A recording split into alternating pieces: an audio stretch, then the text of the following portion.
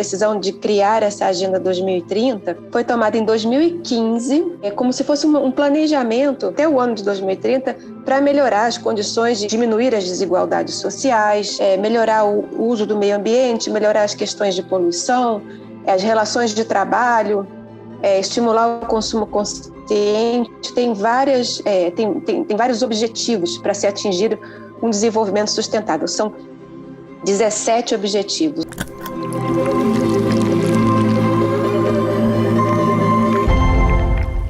Desses 17 objetivos, são 169 metas para serem alcançadas em 2030. Foi lançado em 2015, era uma agenda muito, muito ambiciosa, mas antes disso, é bom explicar que isso não apareceu do nada. A Organização das Nações Unidas sempre criou um pouco esses programas desde 1972, quando teve a Convenção de Estocolmo, que foi quando foi criado o Programa das Nações Unidas para o Meio Ambiente. E desde então, essa questão da sustentabilidade foi sendo refinada, né? O conceito, o uso do meio ambiente, o uso dos recursos, no momento presente, serem racionais, de maneira que as próximas gerações possam usufruir dos mesmos recursos.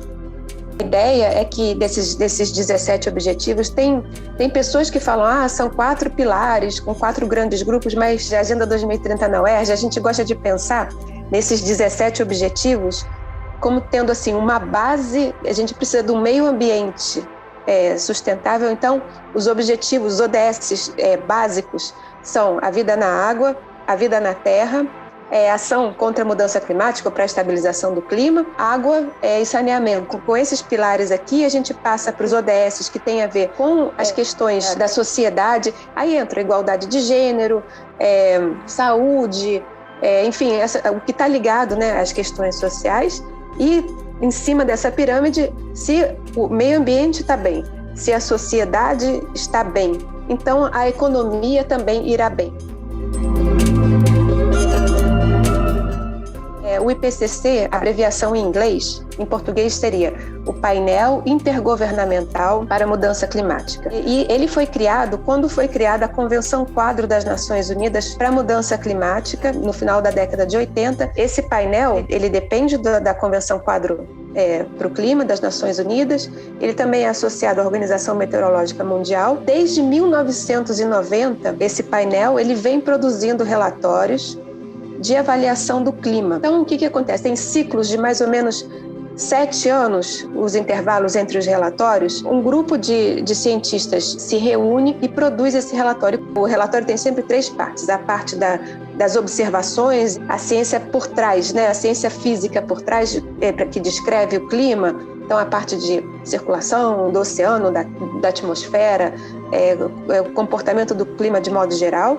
Depois a gente tem uma segunda parte, aborda os impactos da mudança climática, e aí entra no meio ambiente, mas entra também já no aspecto mais socioeconômico.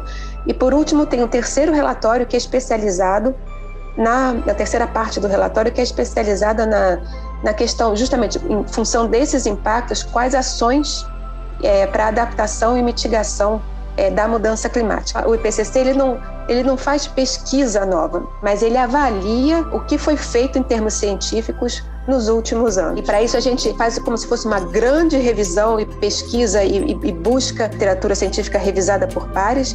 E para esse último relatório, que foi lançado em agosto, o grupo de 236 ou 238 cientistas, 230 e poucos, vamos dizer assim, se reuniram e, divididos em capítulos diferentes, porque cada capítulo tem um tema, esse grupo revisou e leu e analisou mais de 14 mil artigos científicos.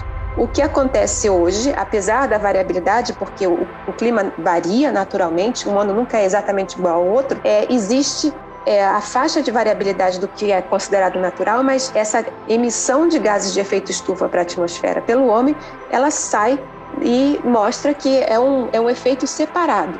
Então, o aquecimento hoje, ele é causado pela emissão de gases de efeito estufa para a atmosfera. O principal gás de efeito estufa, em quantidades maiores que a gente tem na atmosfera, é o CO2. Os outros são o metano, o óxido nitroso, e outros gases que estão quase assim em concentração traço, mas eles também são importantes. Se a gente ultrapassar uma temperatura média do planeta para mais de 1,5 graus, isso já foi visto em 2015, olha só, já tem 6 anos isso foi discutido numa das conferências do clima, né, a COP em Paris. O comportamento do clima começa a ficar meio difícil, porque começa a ter mais evento extremo, secas extremas, tempestades extremas, isso no continente, mas também no oceano, ondas de calor no oceano, o oceano aquece na superfície, principalmente muito de repente.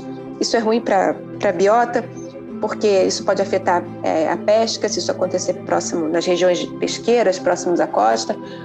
Então tem uma série de questões aí muito graves e fica difícil de controlar e tem um custo muito grande.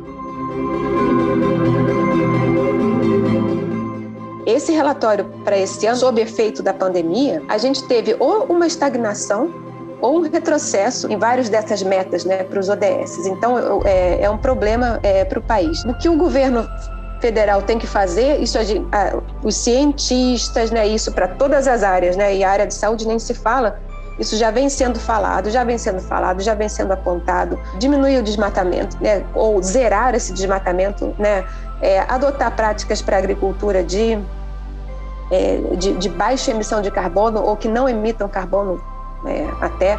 Isso tudo pode ser feito, isso tudo tem tecnologia para isso, mesmo que o país esteja parado, e eu espero que ainda há alguma chance, né, de, depois das eleições do ano que vem, uma mudança na postura do governo, que eu espero. Talvez a gente não vá conseguir recuperar o tempo que foi perdido, especialmente de 2019, provavelmente até o final do ano que vem. Falta de ações para tudo, né, gente? Para a saúde, para meio ambiente, para a infraestrutura, para a economia. A inflação está aí disparada. Eu espero que a gente consiga, de 2023 até 2030, alguma ação que um pouco que recomponha, né, esse tempo que foi perdido.